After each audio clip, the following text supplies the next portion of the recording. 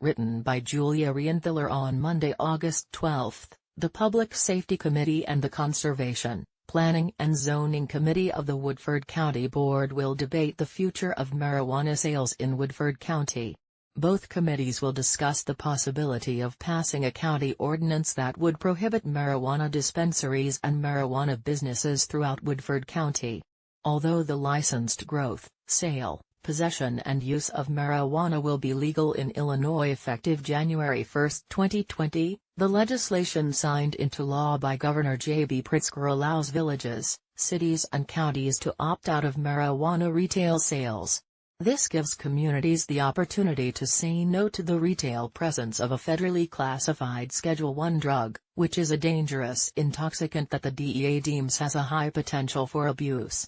Far from being an innocuous drug that the marijuana lobby portrays as safe and medicinal, marijuana has serious health risks that should alarm any parent and community. According to a 2017 review from the National Academy of Medicine, cannabis use is likely to increase the risk of developing schizophrenia and other psychoses, and among regular users it is likely to increase the risk for developing social anxiety disorder.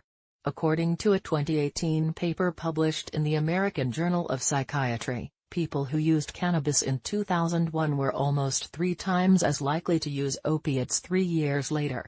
Another study, released in Australia, cited that patients with chronic pain who used cannabis experienced even greater pain over time, dispelling the myth that pot relieves pain better than other available medicines.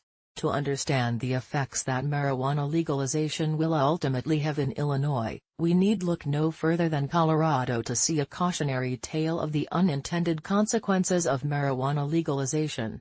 In the few years since marijuana was legalized in Colorado, the number of drivers involved in fatal crashes who tested positive for marijuana has doubled. There have been increased rates in marijuana-related emergency room visits, increased traffic deaths, and higher rates of violent crime.